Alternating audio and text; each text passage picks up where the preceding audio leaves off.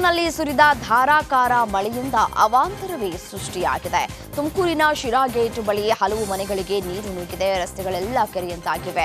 Sira gate ರಸ್ತೆಯಲ್ಲಿ bridge ಕಾಮಗಾರಿ ನಡೀತಾ ಇರುವ ಹಿನ್ನೆಲೆ ತಗ್ಗು ಪ್ರದೇಶಗಳಲ್ಲಿರುವ ಮನೆಗಳಿಗೆ ನೀರು ಹೋಗಿದೆ. ಮನೆಯಿಂದ ನೀರು ಹೊರತೆಗೆಯುವುದಕ್ಕೆ ಜನ ಹರಸಾಹಸ ಪಟ್ಟಿದ್ದಾರೆ.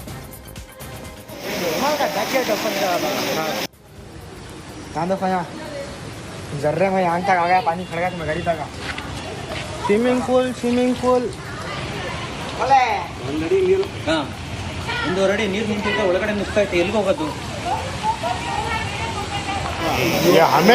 ಅಲ್ಲಿಂದ ಬಂದ್ಬಿಡ್ರಿ, ಹೋಗ್ರಿ, ಜಾಗ ಇಲ್ಲ ಇಲ್ಲಿ, ಹೋಗ್ರಿ ಆ ಕಡೆ.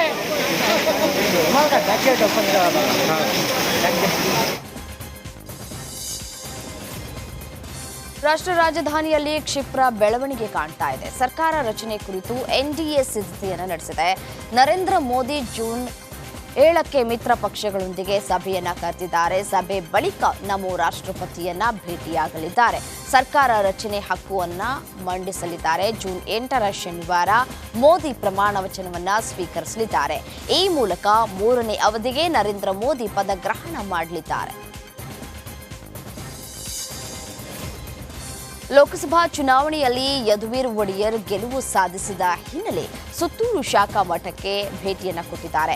ಮೈಸೂರಿನ ಚಾಮುಂಡಿ ಬೆಟ್ಟದ ತಪ್ಪಲಿನಲ್ಲಿನ ಸುತ್ತೂರು ಶಾಖಾ ಮಠದ ಮಠಾಧಿಪತಿ ಶ್ರೀ ಶಿವರಾತ್ರಿ ದೇಶಿಕೇಂದ್ರ ಮಹಾಸ್ವಾಮೀಜಿಗಳ ಆಶೀರ್ವಾದವನ್ನು ಪಡೆದುಕೊಂಡಿದ್ದಾರೆ. ಈ ವೇಳೆ ಯದುವೀರ್ಗೆ ಶಾಲನ್ನ ಹೊದಿಸಿ ಹಾರ ತುರಾಯಿಗಳನ್ನು ಸಮರ್ಪಿಸಿ ಶ್ರೀಗಳು ಆಶೀರ್ವಾದವನ್ನು ಮಾಡಿದ್ದಾರೆ. ನಂತರ ಕೆಲಕಾಲ ಸುತ್ತೂರು ಶ್ರೀಗಳ ಜೊತೆ ಯದುವೀರ್ ಒಡೆಯರ್ ಉಭಯ ಕುಶಲೋಪರಿಯನ್ನ ನಡೆಸಿದ್ದಾರೆ. ರಾಜ್ಯದಲ್ಲಿ ಕಾಂಗ್ರೆಸ್ 2 ಅಂಕಿ ಸ್ಥಾನ ಗೆಲ್ಲದ ವಿಚಾರವಾಗಿ ಬೆಳಗಾವಿ ಉಸ್ತುವಾರಿ ಸಚಿವ ಸತೀಶ್ ಜಾರಕಿಹೊಳಿ ಪ್ರತಿಕ್ರಿಯೆಯನ್ನು ಕೊಟ್ಟಿದ್ದಾರೆ. ಗೋಕಾಕ್ನಲ್ಲಿ ಮಾತನಾಡಿದ ಅವರು, ಇದಕ್ಕೆ ನಮ್ಮ ನಾಯಕರ ಅತಿಯಾದ ವಿಶ್ವಾಸವೇ ಕಾರಣ. ಡೈರೆಕ್ಟರ್ ಪ್ರೊಡ್ಯೂಸರ್ ಫೇಲ್ ಆದರೆ ಇಂಥ ಫಲಿತಾಂಶ ನಿರೀಕ್ಷಿತ ಅಂತ ಡಿಕೆ ಶಿವಕುಮಾರ್ ವಿರುದ್ಧ ಪರೋಕ್ಷವಾಗಿ ಅಸಮಾಧಾನವನ್ನು ಹೊರಹಾಕಿದ್ದಾರೆ. ಬೆಳಗಾವಿಯಲ್ಲಿ ಕಾಂಗ್ರೆಸ್ ಸೋಲಿಗೆ ಕಾರಣ ಏನು ಎಂಬ ಪ್ರಶ್ನೆಗೆ ಸಚಿವ ಸತೀಶ್ ಜಾರಕಿಹೊಳಿ ಉತ್ತರಿಸಿದ್ದಾರೆ. ಮೃಣಾಲ್ ಹೆಬ್ಬಾಳ್ಕರ್ ಸೋಲಿಗೆ ನಾನು ಕಾರಣವಲ್ಲ. 5 ಲಕ್ಷ ಲಿಂಗಾಯತ ಮತದಾರರು ಬೆಳಗಾವಿಯಲ್ಲಿದ್ದಾರೆ. ಅವರೇನು ನನ್ನ ಮಾತು ಕೇಳ್ತಾರಾ ಅಂತ ಪ್ರಶ್ನಿಸಿದ್ದಾರೆ. ಮತದಾರರನ್ನ ಅರ್ಥೈಸಿಕೊಳ್ಳುವಲ್ಲಿ ಸಚಿವೆ ಹೆಬ್ಬಾಳ್ಕರ್ ವಿಫಲರಾಗಿದ್ದಾರೆ. ಇದೇ ಬೆಳಗಾವಿಯಲ್ಲಿ ಕಾಂಗ್ರೆಸ್ ಸೋಲಿಗೆ ಕಾರಣ ಅಂತ ಹೇಳಿದ್ದಾರೆ. ಒಳಗಿನವ್ರು ಬಂದ್ರು ಅಂತ ನಾವು ಹೇಳೋದು ಅಷ್ಟು ಸುಲಭವಾದ ಕೆಲಸ ಅಲ್ಲ. ಜನ ಪಕ್ಷ ನೋಡ್ತಾಯಿದ್ರು. ಫಸ್ಟು ಪಕ್ಷದ ಆಧಾರ ಮೇಲೆ ಓಟ್ ಹಾಕ್ತಾರೆ. ಆಮೇಲೆ ನಿಮ್ಮಿಂದ ನಮಗೇನು ಅನುಕೂಲ ಆಗ್ತೈತೆ ಅನ್ನೋದು ಕೂಡ ಜನ ಅಸೆಸ್ ಮಾಡ್ತಾರೆ.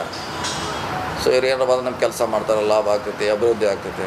ಸೊ ಇವೆಲ್ಲ ಕೂಡ ಚುನಾವಣೆಯಲ್ಲಿ ನೀವು ಎಷ್ಟೇ ತಂತ್ರಗಾರಿಕೆ ಮಾಡಿದ್ರು ಕೂಡ ಜನ ಸೋಲಿಸಿದಾರೆ. ಅದು ನಾವು ಸೋಲಿಸಿಲ್ಲ, ಜನನೇ ಸೋಲಿಸಿದಾರೆ. ಅದು 5 ಲಕ್ಷ ಕಡಿಮೆ ಐತೆ ಅಂದರೆ ಅವ್ರು ಮನಸ್ಸು ಮಾಡ್ರೆ ಗೆಲ್ಲಿಸ್ಬೋದಿತ್ತು. ಅಂದರೆ ಫೇಲ್ಯೂರ್ ಆಗಿದ್ದು ಸ್ಟಾರ್ಟ್ ಅಲ್ಲೇ ಅದು ಅಸೆಸ್ಮೆಂಟ್ ಮಾಡಲಿಕ್ಕೆ ಆಗಿಲ್ಲ. ಅದು ಒಂದು ಲಿಂಗಾಯತನ ಅಸೆಸ್ಮೆಂಟ್ ಮಾಡಲಿಕ್ಕೆ ಬೆಳಗಾವಿಯಲ್ಲಿ ಆಗಿಲ್ಲ.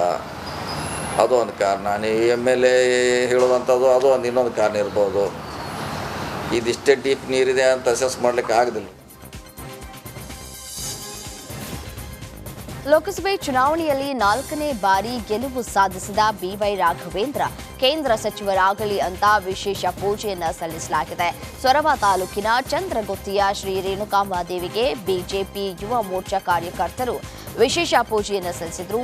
BY ರಾಘವೇಂದ್ರ ಅವರಿಗೆ ನರೇಂದ್ರ ಮೋದಿ ಅವರ ಸಂಪುಟದಲ್ಲಿ ವಿಮಾನಯಾನ ಅಥವಾ ರೈಲ್ವೆ ಖಾತೆ ದೊರೆಯಲಿ ಅಂತ ಪ್ರಾರ್ಥನೆಯನ್ನ ಸಲ್ಲಿಕೆ ಮಾಡಲಾಯಿತು.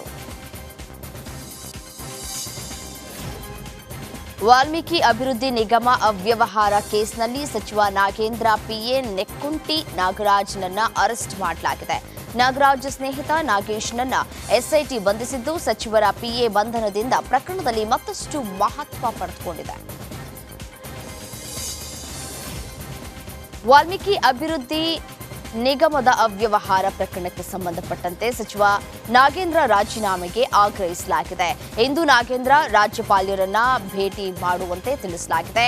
ಬಿಜೆಪಿ ನಾಯಕರು ನಾಗೇಂದ್ರರನ್ನ ವಜಾ ಮಾಡುವಂತೆ ರಾಜ್ಯಪಾಲರಿಗೆ ಮನವಿಯನ್ನ ಮಾಡಲಿದ್ದಾರೆ. ವಿಧಾನಸೌಧದಿಂದ ರಾಜಭವನದವರೆಗೆ ಕಾಲ್ನಡಿಗೆ ಮಾಡುವುದರ ಮೂಲಕ ರಾಜ್ಯಪಾಲರ ಕಚೇರಿಗೆ ತೆರಳಲಿದ್ದಾರೆ. ಇಂದು ಬೆಳಗ್ಗೆ 11:30ಕ್ಕೆ ಅಶೋಕ್ BY ವಿಜಯೇಂದ್ರ ನೇತೃತ್ವದಲ್ಲಿ ರಾಜ್ಯಪಾಲರನ್ನ ಭೇಟಿಯಾಗಲಿದ್ದಾರೆ. ವಾಲ್ಮೀಕಿ ನಿಗಮ ಹಗರಣದಲ್ಲಿ ಸಚಿವರ ತಲೆದಂಡವಾಯ್ತಾ ಎಂಬ ಪ್ರಶ್ನೆ ಶುರುವಾಗಿದೆ. ಕೇಸ್ ಸಿಬಿಐಗೆ ವರ್ಗಾವಣೆಯಾಗ್ತಾ ಇದ್ದಂತೆ ನಾಗೇಂದ್ರಗೆ ರಾಜೀನಾಮೆಯನ್ನು ನೀಡುವುದಕ್ಕೆ ಸೂಚನೆಯನ್ನು ನೀಡಲಾಗಿದೆ. ನಾಗೇಂದ್ರ ಜೊತೆ ಸಿಎಂ ಸಿದ್ದರಾಮಯ್ಯ ಚರ್ಚೆ ಮಾಡಿದ ಬಳಿಕ ಸೂಚನೆಯನ್ನು ಕೊಡಲಾಗಿದೆ. ಇಂದು ಮಧ್ಯಾಹ್ನದ ವೇಳೆ ರಾಜೀನಾಮೆಗೆ ಸೂಚನೆಯನ್ನು ನೀಡಲಾಗಿದ್ದು ನಾಗೇಂದ್ರ ರಾಜೀನಾಮೆ ನೀಡುವ ಸಾಧ್ಯತೆ ಇದೆ. ಜೇವರ್ಗಿ ತಹಶೀಲ್ದಾರ್ ಕಚೇರಿಯ ಶಿರಸ್ತೇದಾರ್ ಕೇಸ್ ವರ್ಕರ್ ಲೋಕ ಬಲೆಗೆ ಬಿದ್ದಿದ್ದಾರೆ. ಶಿರಸ್ತೇದಾರ್ ಸಿದ್ದರಾಮ್ ಹಡಪದ ಮತ್ತು ಅಲ್ಲಿ ಕೆಲಸ ಮಾಡ್ತಾ ಇದ್ದವರು ಬಂದೇ ನವಾಜ್ 50,000 ರೂಪಾಯಿ ಲಂಚ ಪಡೆಯುವಾಗ ರೆಡ್ ಹ್ಯಾಂಡ್ ಆಗಿ ಸಿಕ್ಕಿಬಿದ್ದಾರೆ. ಕಲಬುರಗಿಯ ಜೇವರ್ಗಿ ತಾಲೂಕಿನ ತಹಶೀಲ್ದಾರ್ ಕಚೇರಿಯ ಸಿಬ್ಬಂದಿಗಳು ಅಲ್ಲಾವುದ್ದೀನ್ ಬಳಿ 80,000ಕ್ಕೆ ಬೇಡಿಕೆಯನ್ನ ಇಟ್ಟಿದ್ರು. ನೆಲೋಗಿ ಮೂಲದ ಅಲ್ಲಾವುದ್ದೀನ್ ಎಂಬುವರ ಜಮೀನು ಎನ್ಎ ಮಾಡೋದಕ್ಕೆ ಲಂಚಕ್ಕೆ ಬೇಡಿಕೆಯನ್ನ ಇಟ್ಟಿದ್ರು ಅಂತ ಹೇಳಲಾಗ್ತಾ ಇದೆ. ವಿಷಯ ತಿಳಿತಾ ಇದ್ದಂತೆ ಲೋಕ ಡಿವೈಎಸ್ಪಿ ಗೀತಾ ಬೆನಾಳ ನೇತೃತ್ವದಲ್ಲಿ ದಾಳಿ ನಡೆಸಿ ವಶಕ್ಕೆ ಪಡೆದಿದ್ದಾರೆ. ಚಲಿಸ್ತಾ ಇದ್ದಂತಹ ಶಾಲಾ ಬಸ್ ಚಾಲಕನಿಗೆ ಹೃದಯಾಘಾತವಾಗಿದ್ದು ಸಮಯ ಪ್ರಜ್ಞೆಯಿಂದ ಚಾಲಕ ಬಸ್ಸನ್ನ ಎಡ ಮಗ್ಗುಲಿಗೆ ಕೊಂಡೊಯ್ದಿದ್ದು 10 ವಿದ್ಯಾರ್ಥಿಗಳು ಅಪಾಯದಿಂದ ಪಾರಾಗಿದ್ದಾರೆ. ಬ್ರಹ್ಮಾವರದ ಖಾಸಗಿ ಶಾಲೆಯಿಂದ ಬರ್ತಾ ಇದ್ದ ಶಾಲಾ ಬಸ್ ಉಡುಪಿ ನಗರದ ಹೊರವಲಯದ ಪರಂಪಳ್ಳಿಯಲ್ಲಿ ಘಟನೆ ನಡೆದಿರುವಂಥದ್ದು. ಹೃದಯಾಘಾತದಿಂದ ಕುಸಿದ ಚಾಲಕ ಕರ್ಜೆ ನಿವಾಸಿ ಮೆಲ್ವಿನ್ ಅನ್ನ ಮಣಿಪಾಲ್ ಆಸ್ಪತ್ರೆಗೆ ದಾಖಲು ಮಾಡಿ ಚಿಕಿತ್ಸೆ ನೀಡಲಾಗ್ತಾ ಇದೆ. ಬೆಂಗಳೂರಿನ ವಸಂತನಗರದಲ್ಲಿರುವ ಎಸ್ಪಿ ಕಚೇರಿಯಲ್ಲಿ ವಿಶ್ವ ಪರಿಸರ ದಿನವನ್ನ ಆಚರಿಸಲಾಯಿತು. ಸೂದ್ ಟ್ರಸ್ಟ್ ವತಿಯಿಂದ ನಡೆದ ಕಾರ್ಯಕ್ರಮದಲ್ಲಿ ಎಸ್ಪಿ ಮಲ್ಲಿಕಾರ್ಜುನ ವಾಲದಂಡಿ ಮತ್ತು ನಟಿ ಶರಣ್ಯ ಶೆಟ್ಟಿ ಭಾಗಿಯಾಗಿದ್ದರು. ಈ ವೇಳೆ ನಿಂಬೆಹಣ್ಣಿನ ಗಿಡ, ದಾಳಿಂಬೆ, ಅಡಿಕೆ ಸೇರಿ ವಿವಿಧ ತಳಿಗಳ ಗಿಡಗಳನ್ನು ನೆಡುವ ಮೂಲಕ ಪರಿಸರ ದಿನಾಚರಣೆಯನ್ನ ಆಚರಣೆ ಮಾಡಲಾಯಿತು.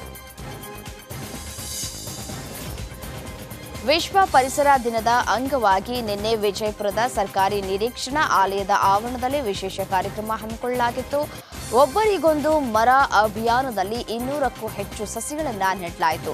ಕಾರ್ಯಕ್ರಮದಲ್ಲಿ ನ್ಯಾಯಮೂರ್ತಿಗಳು, ಪೊಲೀಸ್ ಅಧಿಕಾರಿಗಳು ಭಾಗಿಯಾಗಿ ವಿಶ್ವ ಪರಿಸರ ದಿನದ ಮಹತ್ವತೆ ತಿಳಿ ಹೇಳಿದರು.